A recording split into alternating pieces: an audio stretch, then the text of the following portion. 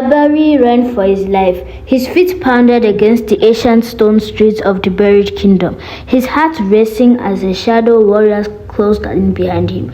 Their red eyes glowed and their whispering voices filled the air like a dark wind. He clutched the golden spear in his hand, the only weapon that could break the curse. But Kwame, the cursed ruler of the lost kingdom, was waiting ahead. His voice bombed through the underground city. "You cannot escape destiny, boy."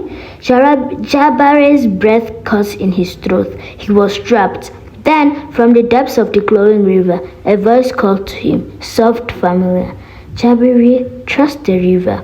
His heart pounded. He had no choice. As the warriors launched, he leaped into the glowing waters, and time itself ripped apart. 3 days earlier, Jabari had been just a simple fisherman in a village by the Zambezi River. But he always felt different, as if he was meant for something greater.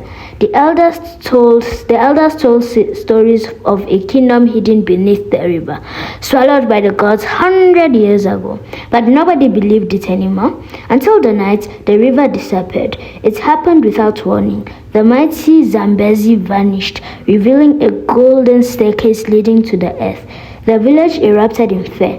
"The gods are angry," people cried. No one was going near it, but something called to Jabari, a voice deep inside his heart. He took a step forward. "Jabari, stop!" his mother begged, grabbing his arm. No one has ever returned from that place, but he couldn't return away. He had to know what was down there. Taking a deep breath, he descended into the lost world beneath the river. At the bottom of the staircase, Jabari's eyes widened. A magnificent city stretched before him, its buildings covered in golden vines, its streets paved with silver. Statues of warriors and gods stood frozen in time. The air was thick with the scent of ancient magic, but the city was silent. As Jabari walked through the abandoned streets, a cold breeze whispered his name, "Jabari." And he spun around. A woman stood before him. She was beautiful yet otherworldly, her skin glowing like the moon, her long hair flowing like the river itself. "Nyah, the river goddess." "You have returned," she whispered. "Returned? What do you mean?" Nyah's expression darkened. "You are the last heir of this kingdom. You're the only one who can break its curse." Jabari's heart pounded. "What curse?" Nyah led him to an ancient mural inside a grand palace. It told the story of King Isel, the last ruler of the kingdom. Isel had fallen in love with Nyah, the goddess of the river, but their love was forbidden by the gods. When his jealous brother Kwame discovered their secret, he struck a deal with dark spirits to steal the throne. Kwame's betrayal urged the river gods. As punishment, they swallowed the kingdom in water, trapping everyone inside, frozen between life and death. Nyah touched Jabari's hand. "Ezel was your ancestor. You are the only one who can restore the kingdom." But just before Jabari could respond, a deep laugh filled the air. "You are too late." The shadows twisted and darkened. A figure stepped forward, his eyes burning red, his body wrapped in black mist. It was Kwame, the cursed ruler of the lost kingdom. "This kingdom is mine," Kwame growled, "and you will join it forever." The shadows rose like an army, surrounding Jabari. Nyah whispered in his ear, "To break the curse, you must pass the trails of the god. If you fail, the kingdom will remain lost forever." Jabari swallowed hard. "What are the trails?" Nyah's eyes glowing. "The trail of fire, the trail of shadows, and the trail of truth." Jabari had to walk through a tunnel of flames without burning. The fire roared like a beast, licking at his skin.